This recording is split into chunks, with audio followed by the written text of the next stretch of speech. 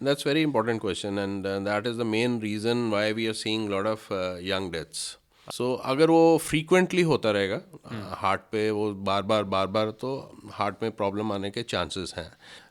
Raw salt जो होता है it attracts lot of water from the body. पानी खींचता है। हाँ, तो वो बॉडी में ब्लड प्रेशर को बढ़ाएगा कि खोल लो दिल यारां दे नाल, नहीं तो खोलना पड़ेगा औजारां दे नाल. क्या हाल है दोस्तों? आज के इस पॉडकास्ट एपिसोड में हम बात करेंगे मशहूर cardiac surgeon doctor Virendra Sarwal से।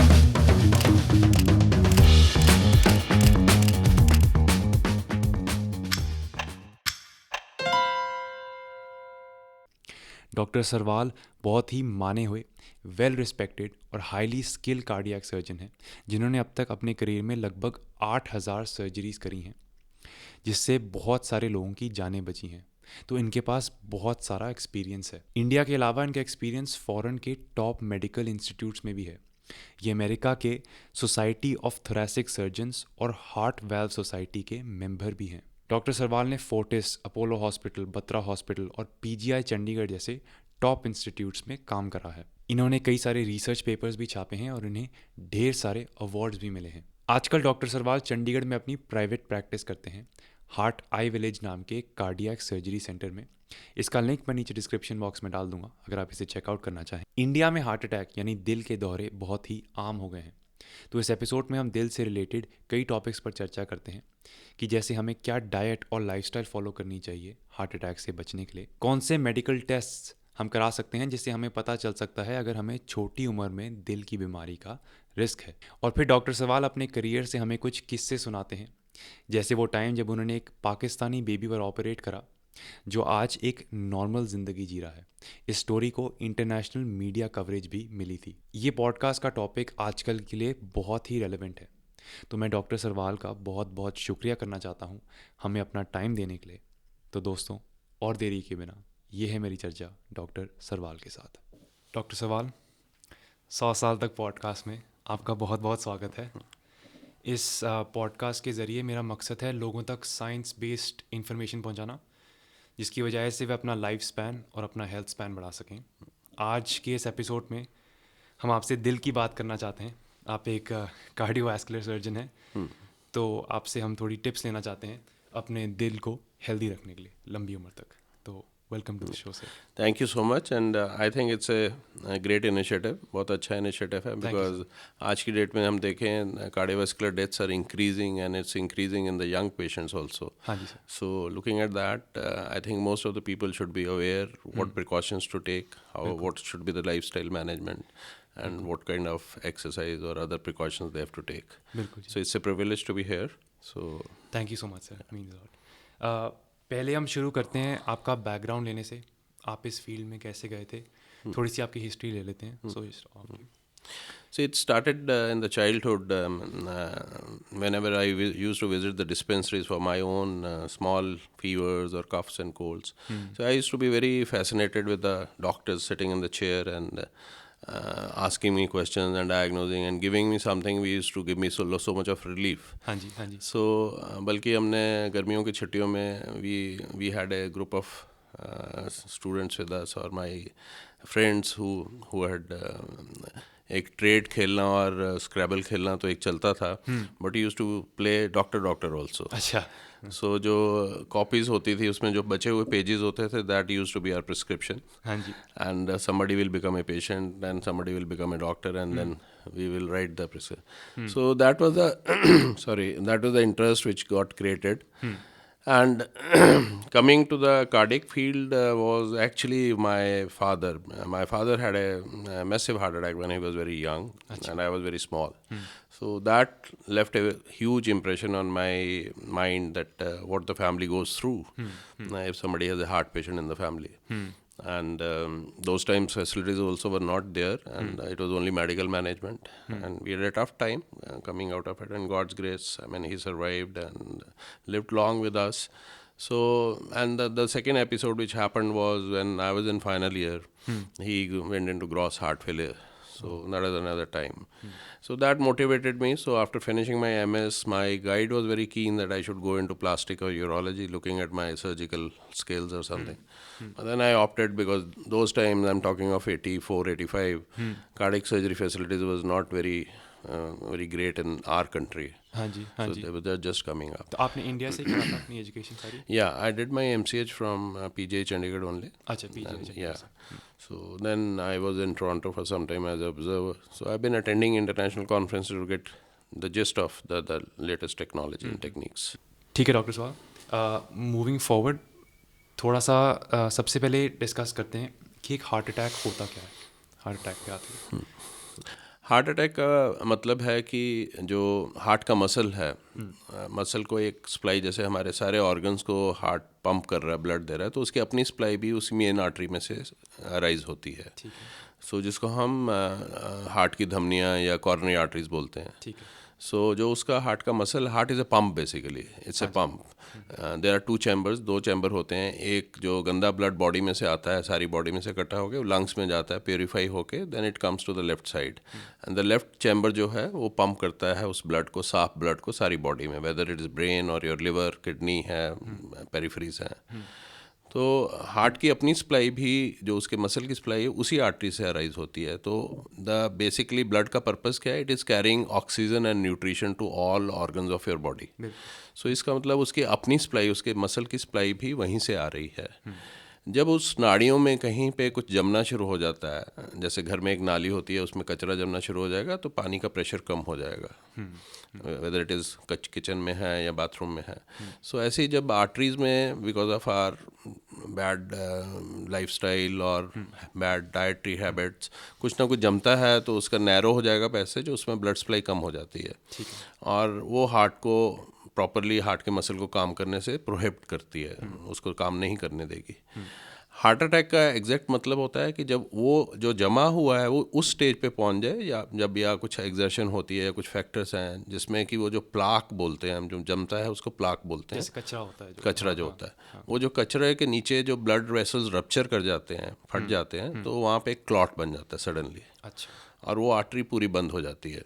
जब वो आर्टरी पूरी बंद होती है तो मसल की सप्लाई एकदम से ख़त्म हो जाती है, और वो एक जो नेचर का मैकेनिज़्म है, जहाँ पे भी वो सप्लाई बंद होगी, you will have a very severe pain होगा एक, अच्छा, और वो muscle then starts dying if you don't do anything. उसको एकदम से विद इन, जो गोल्डन पीरियड हम कहते हैं, 2 आवर्स, 2 घंटे के अंदर अंदर, अगर आप हॉस्पिटल जहाँ पे फैसिलिटीज़ हैं हार्ट को ट्रीट करने की, अगर वहाँ पहुँच जाते हैं, तो देर आर वेज, जिसको हम एंजियोप्लास्टी बोलते हैं या प्राइमरी एंजियोप्लास्टी बोलते हैं।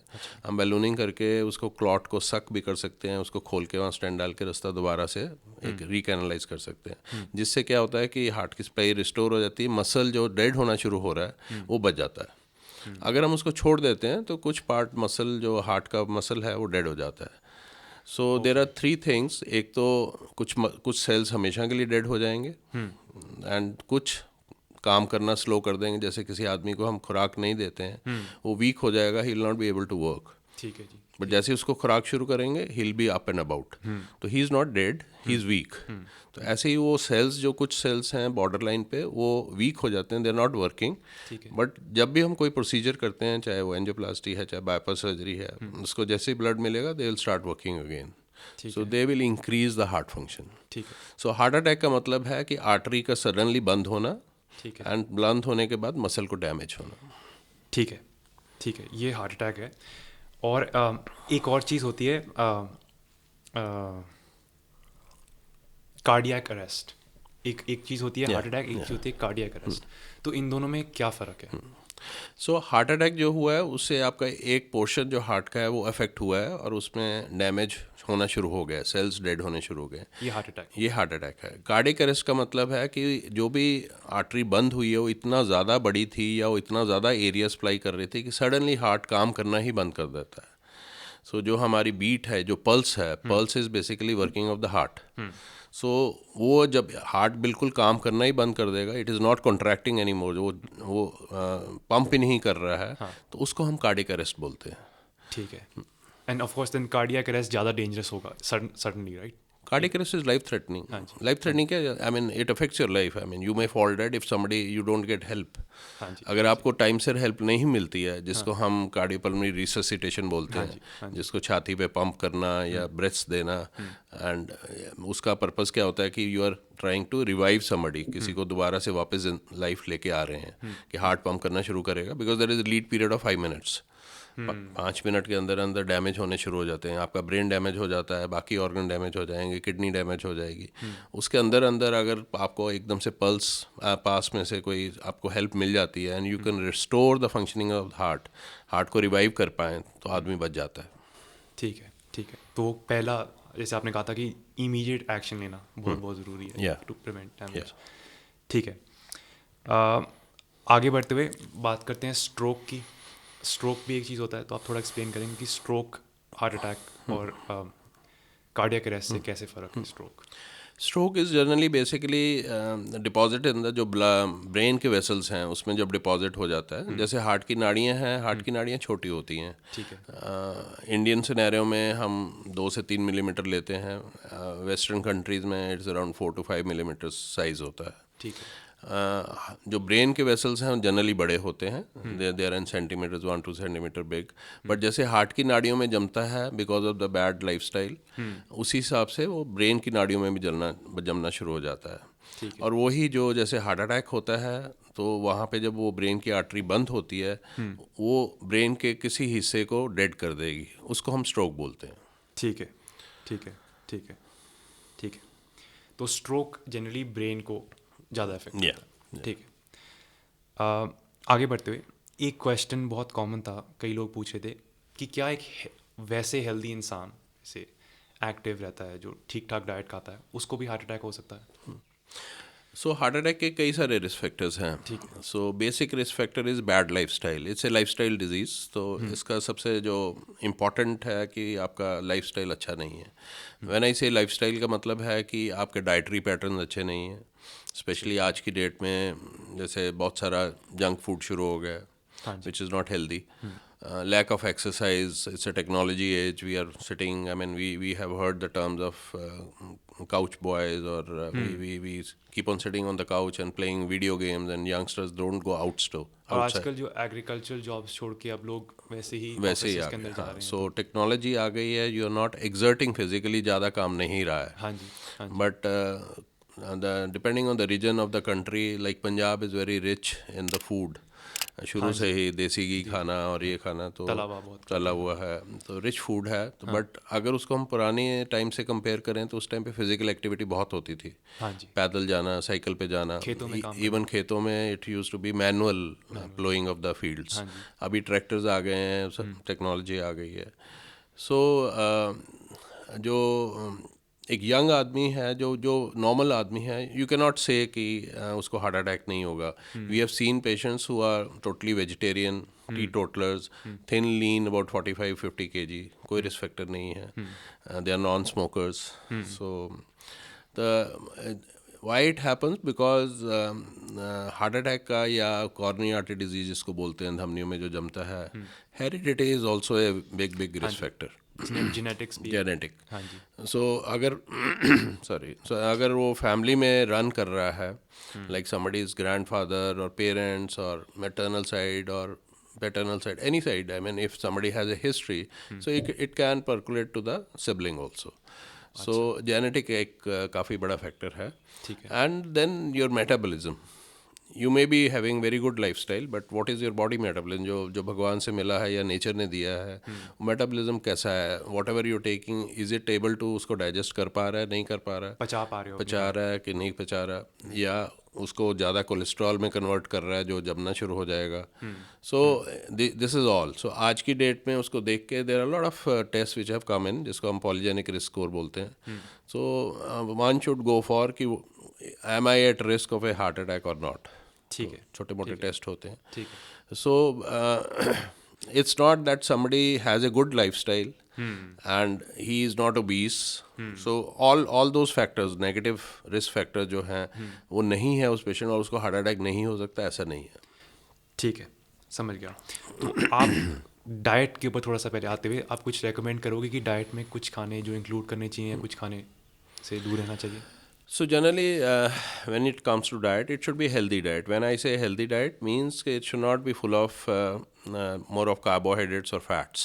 ठीक है। Proteins are very, all three things are important for the body. Carbohydrate भी चाहिए हमें, फैट्स भी चाहिए, प्रोटीन्स भी चाहिए, बट एक प्रॉपर मियाद में। इट्स नॉट दैट कि हम बहुत ज़्यादा कार्बोहाइड्रेट फैट्स खा रहे हैं, प्रोटीन्स कम ले रहे हैं, जो कि जंक फूड्स में है। Lot of cheese is there, there deep fried things which are there, vegetable oil है।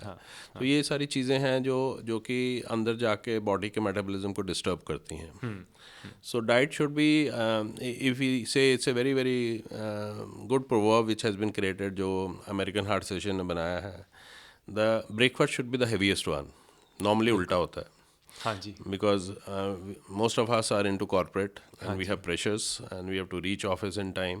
So जो भी पड़ा होता है फटाफट we just grab it, हम लेके उसको फटाफट भाग के, तो भागते हुए ब्रेकफास्ट होता है आजकल। So but what is recommended scientifically, the because body has fasted for 12 hours, बिल्कुल, so उसको कवर अप करने के लिए, and you require calories for the day, आपको दिन के लिए कैलोरीज, आपको एनर्जी चाहिए, हाँ जी, तो उसके देखते हुए द ब्रेकफास्ट हैवी होना चाहिए, नाश्ता भी होना या एंड द लंच जिसको हम कहते हैं, हम उसको बोलते हैं कि it should be like a prince, means top up. हाँ, it should not be energy को जारी रखने एनर्जी को जारी रखने, जो आपने सुबह ब्रेकफास्ट अच्छे से कर लिया है and you have spend some calories on, जो भी दिन का काम है उसमें वो खर्च हो गई हैं, हाँ जी, उसको टॉप अप करने के लिए आपको maybe small some snacks और सम स्प्राउट्स और something like that you can have it. And the third important thing is that the dinner should be as a pauper. You may be very rich, you can afford a very very huge sumptuous dinner, हाँ जी, but it should be actually the lightest meal of the day. रात का खाना हल्का, रात का खाना, और उसका टाइमिंग बहुत इंपॉर्टेंट है। It should be generally 2 hours before you go to bed. हाँ जी। तो जैसे पुराने ज़माने में क्या करते थे लोग, सूरज उठने के बाद खाते थे और सूरज ढलने से पहले पहले खाते थे। खाते थे। हाँ, so that's very important, but हम इंडियंस में थोड़ा सा, I mean there is a change in the practices. Generally dinner 9-10 बज जाते हैं, and then immediately within 1 hour, half hour we go to bed, which is not good because वो digest नहीं हो पाता है, तो it will lead to bad kind of metabolism. बिल्कुल, बिल्कुल, बिल्कुल, ठीक है। आगे बढ़ते हुए थोड़ी सी एक्सरसाइज आपने कहा था, तो एक्सरसाइज में से स्ट्रेंथ ट्रेनिंग होता है, जो आजकल ज़्यादातर लोग जब कहते हैं कि मैं जिम ज्वाइन कर रहा हूँ तो वो वेट लिफ्ट करते हैं, बट ऑफ कोर्स कार्डियो भी होता है, फ्लेक्सिबिलिटी भी होती है। तो हार्ट की हेल्थ के लिए जनरली कार्डियो रिकमेंड करा जाता है, तो इस पर आपकी क्या राय है कि एक्सरसाइज के लिए? सो कार्डियोवैस्कुलर एक्सरसाइज या हार्ट हेल्थ मेंटेन करने के लिए we don't require very strenuous, जो हमें बहुत ज़्यादा ज़ोर वाली एक्सरसाइज की ज़रूरत नहीं होती है। किसी ने 6 पैक्स बनाने हैं या he wants to build up muscles और बाइसेप्स और समथिंग, उसके लिए यंगस्टर्स में इंपॉर्टेंट है, वो भी एक लिमिट में होना चाहिए। हाँ जी, हाँ जी। और आज की डेट में एक सबसे बड़ा प्रिकॉशन है, बिफोर यू, हम कोई भी एक्सरसाइज अगर जब भी शुरू करते हैं तो उससे पहले हमें अपने बॉडी के नंबर्स पता होना चाहिए। हम बहुत सारी numbers, I will come back to you too on this. आजकल हम देख रहे हैं बहुत सारे young people like specially actors and who are very बहुत ज़्यादा एक्सरसाइज करते थे और इतने सालों से करते आ रहे थे। अभी भी न्यूज़ आई थी कि एक फुटबॉलर भी कोलैप्स हुआ। देन साउथ में there was a very famous actor जो जिम में गया और सुबह सुबह, और उसके बाद ही केम एंड ही कोलैप्स्ड। हाँ जी, हाँ जी। तो नंबर्स से मैं बात करता हूँ, तो numbers again it comes to whether my blood pressure is all right, मेरा बीपी ठीक है, मेरी पल्स ठीक चल रही है, मेरी डायबिटीज़ तो नहीं है, देन कोलेस्ट्रॉल लेवल्स कैसे हैं। तो ये जो एक पहले एक सॉर्ट ऑफ एक मिथ होता था कि 55 और 50 ईयर्स ऑनवर्ड वी शुड, हमें देखना चाहिए कि हमारे हार्ट में प्रॉब्लम ना आ जाए। सो वो एक गलत धारणा है। तो व्हाट वी से टुडे इज दैट एनीबडी जो 30 साल से ऊपर या 30-35 ईयर्स है, he should have the numbers, and depending on कि फैमिली में क्या है, अगर पेरेंट्स में डायबिटीज़ है या कोलेस्ट्रॉल ज़्यादा है या हार्ट की प्रॉब्लम है, all the more that he should be knowing 30-35 साल पे कि मेरी बॉडी में क्या हो रहा है, व्हाट इज़ माई मेटाबॉलिज्म, मेरा कोलेस्ट्रॉल कैसा है, मेरे शुगर लेवल्स कैसे हैं, मेरा ब्लड प्रेशर कैसा रहता है, व्हेन आई एम वर्किंग मेरा ब्लड प्रेशर में वेरिएशन कितनी होती है। सो ये सारी चीज़ें होनी चाहिए before we jump into a heavy exercise, because whenever we do some heavy exercise, heart is the first thing which has to take load. आपके मसल्स को ब्लड सप्लाई देनी है, heart has to exert more. आपके when you are running you want more breath, your lungs have to be pumped more. So heart पे सबसे ज़्यादा जोर पड़ता है. तो उस पर कितना लोड डालना है, अगर हमें पता, like there is a table and हमने उसको असेस कर लिया कि 40 किलो स्टैंड कर सकता है, तो हम 40 किलो डालेंगे वो नहीं टूटेगा. But if you put 60 kgs तो टूट जाएगा. बिल्कुल. So same is with the body. So we should know that I can do treadmill for let's say 15 minutes at this pace. And heart health के लिए strenuous exercise की कोई ज़रूरत नहीं होती. What we advise simply is that for 5 days a week, if you can simply walk at a normal pace and for 40-45 minutes, that is good enough. And should be a morning walk rather than meals के बाद थोड़ा सा avoid करना चाहिए, क्योंकि what happens खाना खाने के बाद जो blood supply है stomach को divert हो जाती है. हाँ जी. That's why we start feeling, हमें नींद आनी शुरू होती है, क्योंकि ब्रेन की सप्लाई भी कम हो जाती है. सो सारी बॉडी की सप्लाई जो है स्टमक को, क्योंकि वो फूड को डाइजेस्ट होना है. तो हाफ एन आवर 45 मिनट्स खाना खाने के बाद कोई स्ट्रेनस काम नहीं करना चाहिए. ठीक है. So for heart patient is very important. जो हार्ट के मरीज़ हैं ऑलरेडी उनके लिए तो बहुत ज़रूरी है, but for a normal person also to take precautions के खाने का आधा घंटा you can just sit and relax, let the food got digested, and जैसा डाइजेस्ट हो जाता है उसके बाद आप अपना काम कर सकते हैं. ठीक है. So walk should be always before the meals. Even somebody can, अगर किसी को टाइम नहीं मिलता सुबह काम सैर करने का, तो इवनिंग अगर रूटीन बनाना है वॉक का, तो it should B before dinner, खाने से पहले. या ठीक है सर. आगे बढ़ते हुए आपने थोड़ा सा टच करा था कि कुछ टेस्ट होते हैं. तो अगर आज कोई बंदा सुन रहा होगा, ऐसे मैं पर्सनली इंटरेस्टेड हूँ कि कौन से टेस्ट मुझे बता पाएंगे कि मेरी हार्ट की हेल्थ एग्जैक्टली कितनी अच्छी है. If you can just go through that once.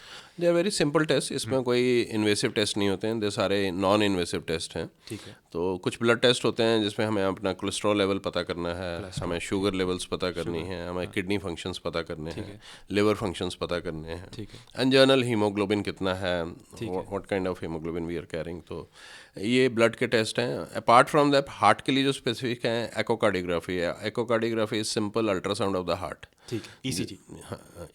Echocardiography. ECG is simple electrical system. उसमें हमें रेस्टिंग ईसीजी में कुछ ज़्यादा पता नहीं चलता, बिकॉज किसी को अगर प्रॉब्लम नहीं है वो नॉर्मली आएगी. तो इस टेस्ट को क्या कहते हैं जो आपने कहा था? इकोकार्डियोग्राफी. इकोकार्डियो. इसमें होता क्या है? इसमें it's ultrasound of the heart. जैसे हम लिवर का या एब्डोमेन का अल्ट्रासाउंड करते हैं, एक प्रोब होता है, अल्ट्रासोनिक वेव्स जाती हैं, देन वो हार्ट को देख के उसमें से हार्ट के वैल्व्स कैसे हैं, वॉल्स कैसी चल रही हैं, आर्टरीज कैसी हैं, ठीक है. कहीं पे कोई कैल्शियम तो नहीं है, कोई डिस्टर्बेंस तो नहीं है, so we can get that. ठीक है. और ये लगभग like for the general public कितनी कॉस्ट होती है इस टेस्ट की? These are very, I mean there are packages which are built up. अच्छा. And हम उसको कॉम्प्रिहेंसिव कार्डिक चेकअप बोलते हैं. अच्छा. सो कॉम्प्रिहेंसिव कार्डिक चेकअप में ये सारे जो ब्लड टेस्ट मैंने पहले बताए वो आ जाता है, इकोकार्डियोग्राफी आ जाता है, and then other is the treadmill test. अच्छा. सो ट्रेडमिल टेस्ट का पर्पस क्या होता है कि नॉर्मल हम जब एक्सरसाइज या नॉर्मल बैठे हुए हैं या नॉर्मल चल रहे हैं, नॉर्मल पेस पे चल रहे हैं, तो if you record or ECG that will be normal. उसमें नॉर्मल लेट्स से अगर आप चल रहे हैं तो maybe instead of 72 it can go to 80, 85 और 90, और कोई चेंजेस नहीं दिखेंगे. तो व्हाट हम जो जानना चाहते हैं कि जब मैं कोई एक्सर्शन करूँगा, भारी काम करूँगा, may be it's mental exertion या फिजिकल एक्सर्शन, तो मेरे हार्ट कैसा बिहेव करता है. अच्छा. तो उसके लिए आपको एक पट्टी पे चलाया जाता है. नॉर्मल जो हम ट्रेडमिल देखते हैं जिम्स वगैरह में, उस पर हम चलते हैं, ग्रेडेड होता है, स्टेज 1, स्टेज 2, स्टेज 3. सो आपके बॉडी सरफेस के एरिया से आपका एक हार्ट रेट कैलकुलेट करते हैं कि आपका हार्ट रेट किस लेवल तक जाना चाहिए. Let's say somebody who is like me, 5'11" or 6 feet and about 70-80 kgs, so heart rate should be around 160-170. So till 160-170 we should not be having any changes. अगर हमारा हार्ट रेट किसी भी activity में वहाँ तक जाता है, तो हमारे हार्ट की सप्लाई अगर ठीक है, तो उसमें कोई चेंजेस नहीं आएंगी. ओके. सो जब हम वो पट्टी पे चलते हैं, साथ में ईसीजी मॉनिटर करते हैं, अगर किसी स्टेज पे ईसीजी चेंजेस आनी शुरू हो जाती हैं, तो हमें एक वो इंडिकेशन देता है कि कहीं पे भी हार्ट की जो सप्लाई है, नाड़ियाँ हैं, उसमें कोई ब्लॉकेज हो सकता है. ठीक है. ठीक है. So these are simple test. और एक जो मैं पहले बोला, जो हेरिडिटरी वाला टेस्ट जो पहले नहीं था यहाँ पे available, for the last 4-5 years it's available now in India also and world wide also. Because they have lot of heredity मतलब उसमें जीन्स का जीन्स का family history आपका पूरा डीएनए प्रोफाइल हो जाता है and then they tell you whether you are prone to what level of risk you are to heart disease होने के आप में कितने चांसेस हैं, माइल्ड हैं, मॉडरेट हैं या बहुत ज़्यादा हैं. एंड अगर किसी यंग पर्सन को 30 साल 35 साल पे अगर पता चल जाए कि मेरे genes are not good, so which is affecting my metabolism, so he will taking precautions to prevent the disease. बिल्कुल बिल्कुल. तो एक फ़ायदा है उसका. और ये टेस्ट भी रेडली अवेलेबल है? ये readily available है. It's a small blood test and there are labs in Chennai and Bangalore. It's a US companies which are come into. ठीक है. And within a week you get a report. ठीक है. आगे बढ़ते हुए एक और क्वेश्चन था कि स्ट्रेस का कितना रोल होता है हार्ट अटैक में, तो थोड़ा सा आप उस पर. Stress is a big factor. I mean जो लाइफस्टाइल मैंने बोला, लाइफस्टाइल में dietary and sedentary life, bad dietary habits और एक बहुत ज़्यादा एक्टिविटी नहीं करना और सिडेंट्री हमने बैठ के काम करना है, तो वो उसका एक रोल है. बिकॉज हमारा मेटाबॉलिज्म स्लो डाउन हो जाता है. We can not digest what we are eating. And अगर बैड डाइट है तो obviously we are taking bad stuff into the body. So ऐसे stress, whenever the body is under stress, एक natural mechanism है जिसमें adrenaline और some chemicals are secreted in the body, जो कि बॉडी के वेसल्स को सुकेड़ती हैं, कंस्ट्रक्ट करती हैं और हार्ट का रिदम फास्ट करेंगी, हार्ट की ऑक्सीजन रिक्वायरमेंट ज़्यादा बढ़ाएंगी. So stress will put lot of pressure on the heart. So अगर वो फ्रीक्वेंटली होता रहेगा हार्ट पे, वो बार बार, तो हार्ट में प्रॉब्लम आने के चांसेस हैं. Then your arteries are always, अगर वो 4 मिलीमीटर की है और because of stress is going to 2 millimeters, तो नेचुरली कहीं टेंडेंसी होगी कि वो ब्लड फ्लो धीरे धीरे कम होना शुरू हो जाएगा and you can have a heart attack. So that's why we say आज की डेट में to I know that this is a fast age for technology and pressures are there, the targets are there, you're chasing some goals always, चाहे वो corporate में है चाहे अपने personal life में है. तो yoga and meditation is one of the good forms to release those good hormones. एक बड़ा अच्छा जो एक practice है western countries में, हम अगर देखें, whenever we go somewhere to meet somebody, we hug somebody. So hugging is actually why we do it, because it gives a lot of good feeling. Good feeling, why it comes? Because good hormones get secreted in your body, which is called oxytocin. So oxytocin has a good role to play. So the other way of having good hormones are to share something. If you have a problem, आजकल हम nuclear families हो गई हैं, the stresses are going nuclear, we don't share our concerns, we keep it inside. That's why youngsters, if you see whether it study pressures, whether it is job pressures, they crumble. So अपने अंदर ही रख लेते हैं, बात नहीं करते. तो उसमें अगर हम शेयर करना अपनी फैमिली के साथ, अपने फ्रेंड सर्कल के साथ, I am facing this, what should be the solution, again it releases your stress and आपको एक अच्छे हार्मोन्स बॉडी में आते हैं and then you feel relieved. So Punjabi में एक बड़ा अच्छा जोक भी है which I will mention here, कि खोल लो दिल यारां दे नाल, नहीं तो खोलना पड़ेगा औजारां दे नाल. So that's a very sensible kind of, somebody has put this phrase. हाँ जी. So it's true. हाँ जी. और मैंने देखा कि जो लोग दूसरों की मदद करते हैं ना, उनके साथ भी जनरली होता है कि जब आप दूसरों की किसी की मदद करते हो तो आपके again same, you have good hormones in your body. बिल्कुल बिल्कुल. आगे बढ़ते हुए थोड़ी बात करते हैं ब्लड प्रेशर के बारे में. इसे साइलेंट किलर कहते हैं क्योंकि अक्सर अनडायग्नोस्ड रह जाता है बहुत लेट एज तक. तो कितना इम्पोर्टेंट है एक अच्छा ब्लड प्रेशर मेंटेन करना? पहले स्टार्ट करते हैं कि एक अच्छी ब्लड प्रेशर रीडिंग कितनी होनी चाहिए एक एवरेज पर्सन के लिए, हेल्दी पर्सन के लिए? So according to the जो जितने भी अब recent studies आई हैं for the last 5 years, any age group, what we say is कि 120/80 is the best blood pressure. 120/80 जो है वो प्रेशर एक नॉर्मल प्रेशर है, आइडियल है, वो ही मेंटेन करना चाहिए. आज से 5 साल पहले देखें तो हमारा एक फार्मूला डिफरेंट था. what we used to do 100+ age. हाँ जी. So like somebody is 40 years, तो we used to accept 140 तक ऊपर वाला. हाँ. कोई 60 साल का 160, 170 ऐसे हम उसको. बट आप किसी भी एज ग्रुप पे व्हाट इज़ रिकमेंडेड, जो साइंटिफिक गाइडलाइंस हैं कि 120/80 अगर ब्लड प्रेशर रहता है तो your organs and your body is safe. And नीचे वाला ब्लड प्रेशर ज़्यादा इंपॉर्टेंट होता है सिस्टोलिक की बजाय, डायस्टोलिक प्रेशर जिसको बोलते हैं. हाँ, ठीक है. तो वो हमेशा 90 से कम रहे at any age. It has to be below 90. ठीक है। So blood pressure is basically systolic and diastolic का पर्पस क्या है कि जब हार्ट इजेक्ट करता है, जब पंप कर रहा है तो that is a systolic pressure, जब हार्ट रिलैक्स करता है तो वो डायस्टोलिक प्रेशर है. So both have to be in control, because if your blood pressure is high means heart has to exert more. ज़्यादा जोर ब्लड लगाना pressure is nothing but resistance in your peripheral blood vessels. हाँ जी। Body में कहीं पे भी जो vessels हैं उसमें रेजिस्टेंस बढ़ रही है, मे बी वहाँ कोलेस्ट्रॉल जम रहा है, या योर स्ट्रेस और your nervous, your hormones are getting secreted, so it is increasing the resistance to the body, and then heart has to eject more. ज़्यादा जोर भी ज़्यादा जोर लगाना पड़ेगा. और जब रेजिस्टेंस ज़्यादा है, लेट्स से किडनी के वेसल में रेजिस्टेंस ज़्यादा है, हार्ट जोर लगा रहा है बट उसको पूरा परफ्यूजन नहीं मिला, पूरा ब्लड नहीं मिलेगा किडनी को, तो किडनी डैमेज हो जाएगी, लिवर डैमेज हो जाएगा. देन जो आपके ब्रेन के ब्लड वेसल्स हैं उस पे हम जो रिकमेंडेड प्रेशर से अगर ज़्यादा प्रेशर बढ़ता है, they can burst and you can have A stroke, अंदर ब्लीड हो जाएगा. सो इसलिए ब्लड प्रेशर को मेंटेन करना बहुत इंपॉर्टेंट है. ठीक है. एंड अगर अगेन वही फैमिली हिस्ट्री है तो पहले से पता हो, then initial start should be with some kind of exercises और योगा और meditation, not straight way jumping to medicines. ठीक है. डाइट कंट्रोल बहुत इंपॉर्टेंट है. डाइट में आप क्या कहोगे कि कई लोग कहते हैं नमक ना, या नमक, जो कच्चा नमक हम जो बोलते हैं, कच्चा नमक मीन्स स्प्रिंकलिंग ऑन द सलाद में डालना, या दही में डालना, या लस्सी में डालना. रॉ सॉल्ट जो होता है, it attracts lot of water from the body. पानी खींचता है. हाँ, तो वो बॉडी में ब्लड प्रेशर को बढ़ाएगा. ठीक है. So cooked salt normal quantity में वो ज़्यादा इफेक्ट नहीं करता है. And then deep fried things, samosas, puris, kachoris, ये चीज़ें जो हैं, जितना हम फैट लेंगे वो आर्टरीज को हार्डन अप करेगा. ठीक है. Because of cholesterol. So these are 2-3 things. And then again वही वापस आ जाता है कि what kind of routine we have, how stressful it is. बिल्कुल बिल्कुल बिल्कुल. और यहीं पर रूटीन में बात करते हुए, स्लीप, नींद की क्वालिटी भी इम्पैक्ट करती है. आजकल लोगों की नींद की क्वालिटी काफ़ी ख़राब है. That's very important question, and that is the main reason why we are seeing lot of young deaths. अच्छा. अभी अमेरिकन हार्ट एसोसिएशन की again there is a guideline that it cannot be 6 hours, it cannot be 6.5 hours, it cannot be 7 hours, it has to be 8 hours. 8 घंटे.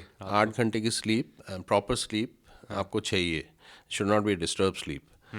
सो उसका reason बड़ा simple है. जो हम young deaths की भी आजकल बात कर रहे हैं कि बहुत सारे young people are dying suddenly, and जो जनरल सोसाइटी में कह लो या medical professionals also we are blaming it to Covid, कि कोविड हुआ था उस करके ब्लड में क्लॉट्स बन गए थे या ब्लड थिक हो गया, इस करके हार्ट अटैक हो रहे हैं. Actually, if people have studied a lot to whether it is COVID is one part. If there are some residual kind of effects which after 3-4 years are not generally there. तो main reason क्या है? Burnout, stress burnout, stress, और आपका जो professional stress है या personal life में कुछ स्ट्रेसेस हैं, if you are not happy.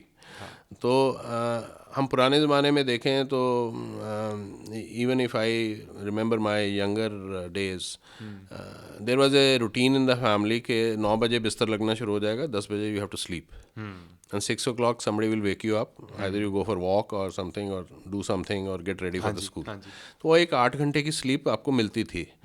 तो उसका रीज़न ये है कि हम जब दिन में काम कर रहे हैं, हाँ जी, तो there is lot of swelling और इन्फ्लेमेशन जिसको बोलते हैं, बॉडी में इन्फ्लेमेशन आ रही है, because lot of chemicals are getting secreted in the body as per your circumstances.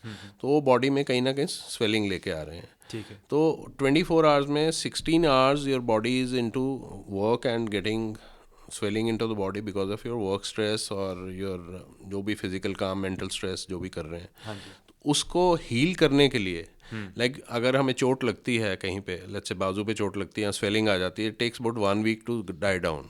उसको हील करने में हफ्ता लग जाता है. हाँ जी. तो बॉडी का जो सिंपल रूटीन है कि 24 घंटे में 16 घंटे आपकी जो स्वेलिंग आ रही है उसको हील करने में 8 घंटे बहुत ज़रूरी हैं.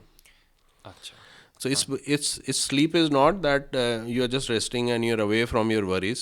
Sleep is one part, but sleep is actually to heal your body back. हाँ जी. So that next day you are up and about and उस टाइम रिपेयर मरम्मत मरम्मत का काम हो रहा होता है. ठीक है. और एक और चीज़ की सेम टाइम पर सोना और सेम टाइम पर उठना, या वो बहुत इंपॉर्टेंट है बिकॉज आपका biorhythm should be perfect. Circadian rhythm से, Yeah. हाँ जी. और एक और चीज़ लोग कहते थे कि सुबह उठकर सनलाइट को देखना या डे लाइट में जाना ज़रूरी है अपने सर्केडियन रिदम को सेट रखने के लिए. जैसे पुराने ज़माने में हम उठ के बाहर वॉक करते थे या कुछ करते थे, अब लोग सीधा उठ के फ़ोन पे अपने डायरेक्ट लग जाते हैं. So sunlight has an important part, and most of the people, if you आजकल बहुत सारे companies have started a lot of packages, health packages. तो उसमें vitamin D बहुत, and that is also one of the tests. And 99% people have low vitamin D levels. India में तो बहुत problem है. Because we have stopped that. वही I mean पुराने जो routine होता था Sunday को you have to have some oil massage and sit in the sun for 3-4 hours. The purpose was that you're absorbing vitamin D and the body is making vitamin D and making your bones strong. वो खत्म हो गया. Now we are in the room only always and doing with the computers or mobiles or watching movies, and so indoor हो गया सारा. So vitamin D deficiencies have started coming up. ठीक है sir. आगे बढ़ते हुए एक और बहुत बड़ी प्रॉब्लम जो मुझे लगता है कि इंडिया स्पेशली इंडियंस को आगे जाके प्रॉब्लम देगी, वो है डायबिटीज़ की. आई थिंक टाइप 2 डायबिटीज़ बहुत राइज पे है और होगा. बहुत सारी फास्ट फूड चेन्स खुल रही हैं अब. लोग जैसे आपने कहा कि बिज़ी हो रहे हैं तो घर में खाना कम बना रहे हैं. जो वर्किंग प्रोफेशनल्स हैं वो आजकल बाहर से भी ज़्यादा खाना खाते हैं. तो टाइप 2 डायबिटीज़ का, हाई ब्लड शुगर होने का हार्ट से क्या लिंक है, हमारे दिल से क्या लिंक है, क्या उसका कोई लिंक है?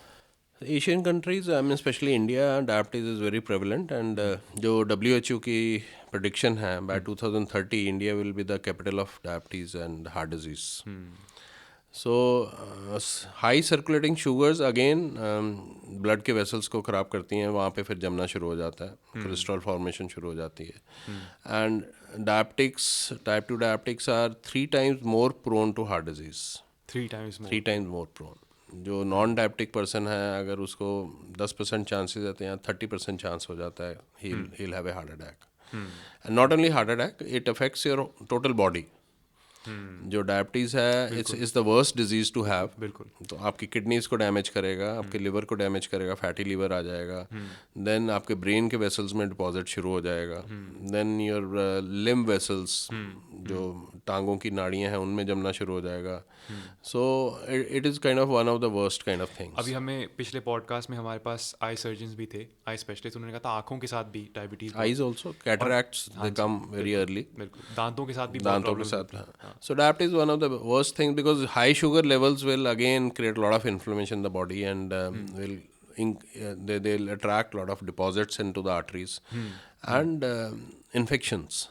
So if you're diabetic, you're more prone to infection because sugar levels are high and bacteria survive on high sugar levels. अच्छा, ठीक है. So you're more prone to, your immune system goes down, you're more prone to common cough and cold, viral infections or even bacterial infections. So ठीक है sir. Okay, do you want to talk about any interesting experiences in your career? Do you have something to share? Heart disease, getting into treating heart disease as a clinician, it's a very challenging job. Because I always say it's somebody's life is in your hands. बिल्कुल. Especially as a surgeon, if I see when I'm operating, I'm holding the heart, which is the life of a person. And the second important thing in हमारे जो specialty में है कि there is no retake. It's one doing only. जो भी मैं operate कर रहा हूँ, जो भी मैं अपनी अगर सर्जरी की बात करूँ, even interventions also. So if I plan it well and carry out it well, success is there. तो अगर कुछ गड़बड़ हो जाता है, I cannot, like I generally equate with the movies that you have a bad scene or let's say we are recording and we can redo it if something is bad. But there I cannot redo anything. Once done is done. So जो भी मैंने plan किया है and जो भी मैंने inputs दी हैं, if they are not proper, they will affect, and what is affected is life.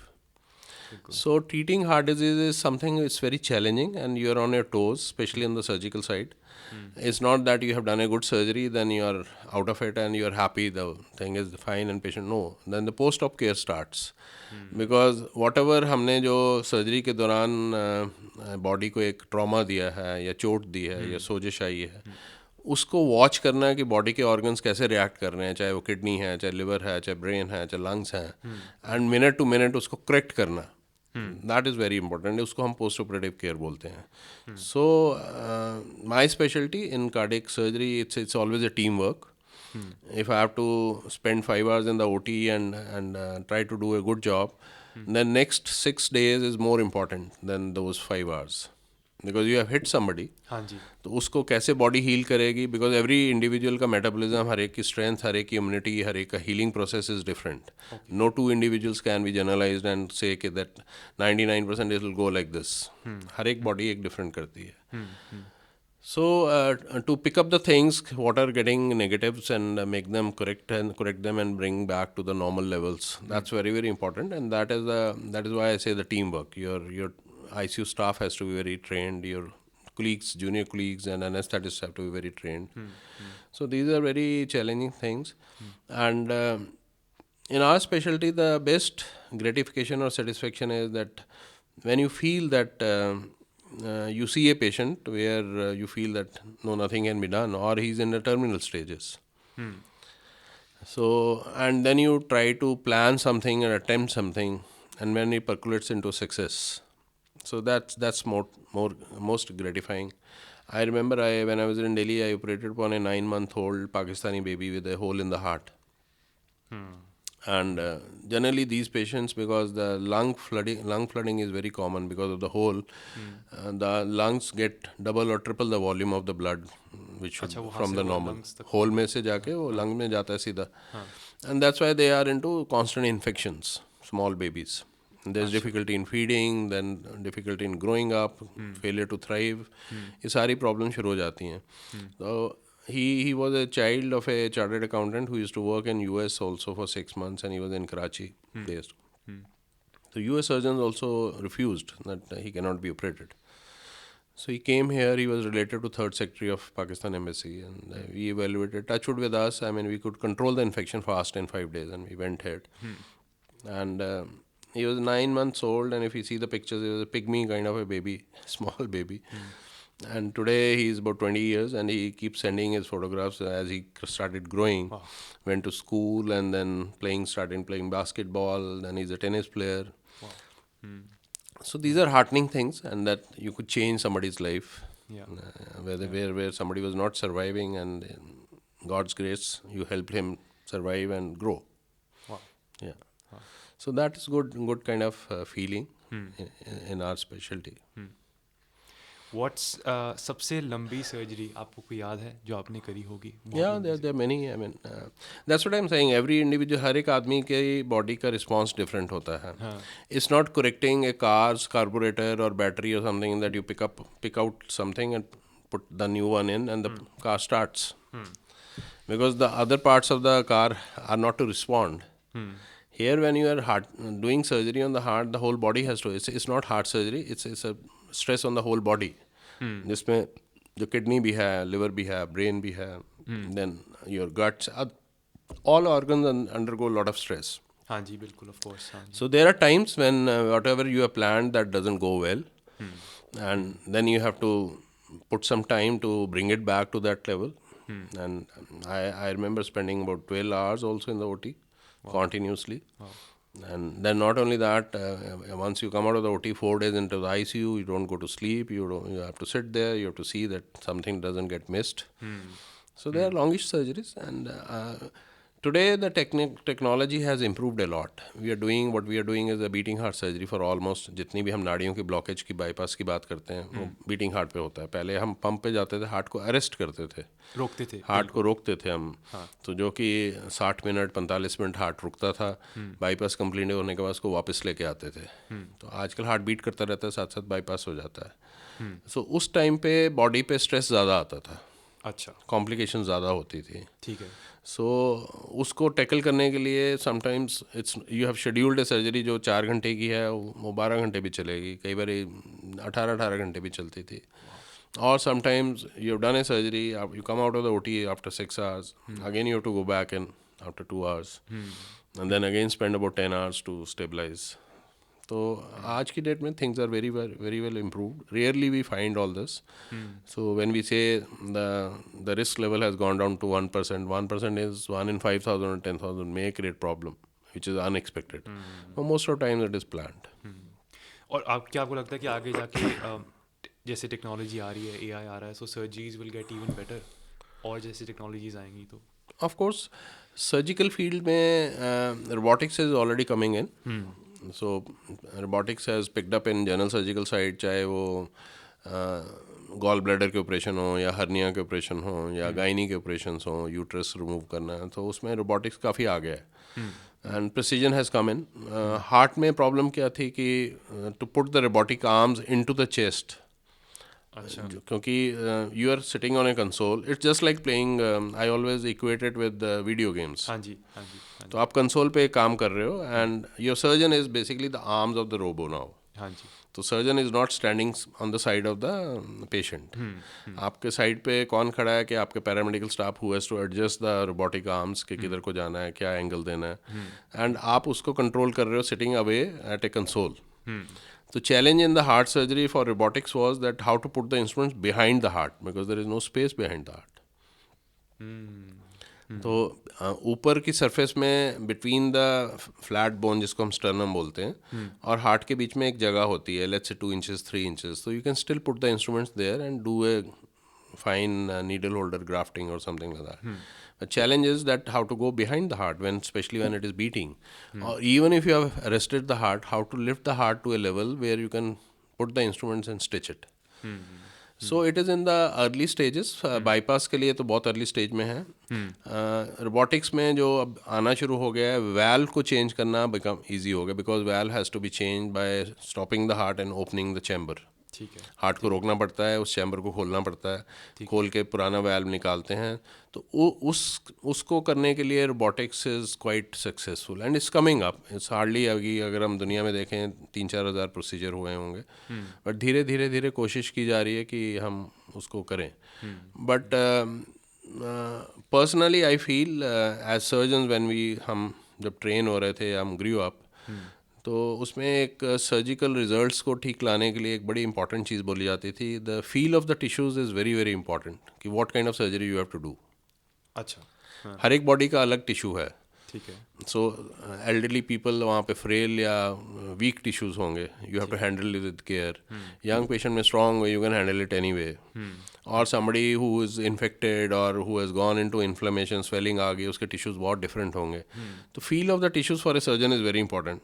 तो what we are missing in the जो हमें नई टेक्नोलॉजी जैसे रोबोटिक्स है, रोबोटिक्स में there is no feel of course because robotic arm is handling the tissues. हाँ. So you can't feel what kind of tissues. So that is a challenge. Okay okay. So that is what the simple general surgery is fine. You have to remove a part of the body. Let's gallbladder remove करना है. You don't need to feel the tissue. You just have to excise and take it out. Here you are repairing the heart. बिल्कुल बिल्कुल. So repairing the heart, you need to have the feel of the tissue. Aorta कैसा है, then heart की general overall condition कैसी है, कहाँ पे stitch लेना है, कैसा स्टिच लेना है, कितना फोर्स वाला लेना है. Those are challenges. ठीक है सर. ठीक है. एक और क्वेश्चन था हार्ट ट्रांसप्लांट का. क्या आपने कभी कराया किसी का heart transplant? No, I have not done it. Heart transplant needs extensive setup basically. अच्छा. Because it starts from tissue matching first. जिसका हम ले रहे हैं और जिसको देना है उसके टिश्यूज मैच करने चाहिए. क्योंकि बॉडी की एक टेंडेंसी है, anything which is put artificial, whether it is a human tissue also, body has a tendency उसको रिजेक्ट करती है. ठीक है. जैसे हम किडनी ट्रांसप्लांट बहुत कॉमन हो गया एंड फिर भी कुछ kidneys it's not 100% successful. 5% kidneys reject हो जाती हैं, बॉडी रिजेक्ट्स इट. और हम बहुत सारी दवाइयाँ देते हैं कि बॉडी का जो इम्यून रिस्पॉन्स है जिसने रिजेक्ट करना है वो सुप्रेस्ड रहे. उन दवाइयों से सुप्रेस करते हैं ताकि किडनी रिजेक्शन ना हो. सो हार्ट का भी वैसे ही है. You have to take a biopsy, then you have to tissue match it with one you are having, and then you have to the surgery itself is very easy than any other surgery. अच्छा. इससे बड़े बड़े vessels को आपने stitch करना है, it's not very difficult. So the more important is to harvest a heart in a proper way. It should be viable when it reaches you. It should not get damaged. So that is one important thing. And one has to decide.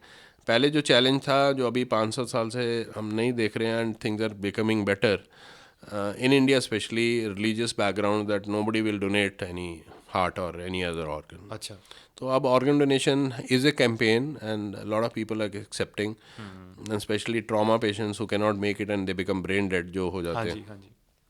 तो उनके organs they help not only one, somebody donates or gives life to 4 people 5 people, किसी के kidneys की help हो रही है, किसी को हार्ट की हेल्प हो रही है, किसी को लंग्स की हेल्प हो रही है. बिल्कुल, बिल्कुल. So transplant requires a proper kind of setup, and not only करना है, उसको करने के बाद अगेन इम्यूनोसप्रेशन शुरू होता है, जो बॉडी रिजेक्ट नहीं करे उस हार्ट को. तो उसके लिए प्रॉपर मेंटेन करना, देन बायोप्सीज लेना, देन तो first 6 months 3 to 6 months are very crucial whether heart gets accepted और नॉट. ठीक है, ठीक है, ठीक है. एक और चीज़, स्ट्रोक और हार्ट अटैक सफ़र करने के बाद एक पेशेंट की लाइफ कैसे बदलती है? आप अगर थोड़ा एग्जांपल दे सकते हो तो. Stroke if it is a mild, जिसको हम TIA बोलते हैं, ट्रांजिएंट इस्कीमिक अटैक्स, कि छोटा सा पीस टूटा और हार्ट ब्रेन में गया, हाँ. और उसने छोटे से एरिया को डैमेज किया. फॉर सम टाइम आपका कोई आर्म में वीकनेस आई या हैंड में वीकनेस आई, और some part of the leg, and it recovers in 24 hours to 72 hours. तो उसका कोई ज़्यादा डैमेज नहीं होता है बॉडी में, and you can with simple exercise come back to a normal life. ठीक है. But if it is a bigger stroke and some part of the brain, let's say, which is controlling your speech or which is controlling your movements, if that gets affected, then of course your life gets limited. Though now there are a lot of technologies, and recently you must have read Elon Musk has launched a neurochip, yes, Neuralink. Neuralink. हाँ जी. So How does that have to do with stroke? that may be because that will initiate the movement in those parts where the movements are not happening. तो electrical system, तो brain के साथ एक problem क्या है कि brain के cell regenerate नहीं होते हैं. If they are dead, they are dead. Liver के सेल अगर डैमेज हो जाते हैं, वो रीजनरेट हो जाते हैं दोबारा अपने आप, and you don't have to do many things. हाँ जी, हाँ जी. ऐसे हार्ट में जो मसल है, जो मैंने पहले बताया कि जो काम नहीं कर रहा है, उसको ब्लड मिल जाएगा, वो काम करना शुरू कर देगा. ठीक है. तो ब्रेन में नहीं है. ब्रेन में एक बार डेड हो गया, which is a time of that it doesn't, oxygen नहीं मिलती उसको 5 मिनट, तो it becomes permanently dead. You can not revive it. तो वहाँ पे Neuralink can work, and it's a initial stage, but I hope it will be helpful quite a lot. Yeah definitely. But massive strokes, of course they are debilitating and they create handicap in the person. Heart attack में अगर आप proper time पे, even today technologies के, even if the heart has gone very weak, still you can do so many things. Interventions हैं, pacemakers हैं, surgeries हैं. So you can do remodelling surgeries and you can sustain life for next 10 years 10-15 years easily. एक जो चीज़ कहते हैं ना, athlete heart होता है, जैसे कहते हैं जो लोग एक्सरसाइज करते हैं, उनका एथलीट्स के अंदर क्या चेंजेस आते हैं हार्ट के अंदर, आप थोड़ा सा एक्सप्लेन कर सकते हैं? सी इस बेसिकली यू आर, जैसे आप बाइसेप्स बनाने के लिए वेट लिफ्टिंग कर रहे हैं. हाँ जी. So when you are running and doing that athletic activities, your heart muscle get strong. हाँ जी, हाँ जी. मसल बिल्डअप हो जाता है. हाँ जी. Then your sympathetic and parasympathetic system जो हैं, दोनों वो ट्यून हो जाते हैं. एंड जनरली आपने देखा होगा एथलीट्स का हार्ट रेट 40, 50, 55 हाँ, के कम होता है. कम होता है. So the lesser the heart rate, the lesser the requirement for the heart to have oxygen. हाँ जी. जितना हार्ट रेट कम होगा, हम जो इवन हार्ट पेशेंट्स को दवाइयाँ देते हैं, हम हार्ट रेट को स्लो करने की कोशिश करते हैं कि 60 रहे, 65 रहे, 70 रहे, शुड नॉट बी 100 और समथिंग. तो जितना कम कॉन्ट्रैक्ट करेगा, उसकी अपनी रिक्वायरमेंट, न्यूट्रिशन की nutrition is what oxygen and blood, वो रिक्वायरमेंट कम रहेगी, तो heart gets preserved. So that is the advantage with the athlete heart. मैंने एक जगह पढ़ा था कि साइकिलिंग में डोपिंग करते थे लोग, और उनका इतना ज़्यादा लो हो जाता था कि फिर वो अपनी नींद में ही ख़त्म हो जाते थे. So that, yeah, that's also there. ठीक है, बस पॉडकास्ट को ख़त्म करते हुए एक लास्ट क्वेश्चन. अगर कोई एस्पायरिंग कार्डियोलॉजिस्ट है जो बनना चाह रहा है, तो आपकी डे इन द लाइफ कैसा होगा, आपकी जनरल रूटीन कैसी होगी? See, there are two things. If you are committed to your profession, first, coming into medical profession, you should be committed. It's not money making. It's something service oriented. So any young child or a young student who is opting for medical profession should not be thinking, though the things have changed in the country, and private medical colleges and coming, you have to spend a lot to study.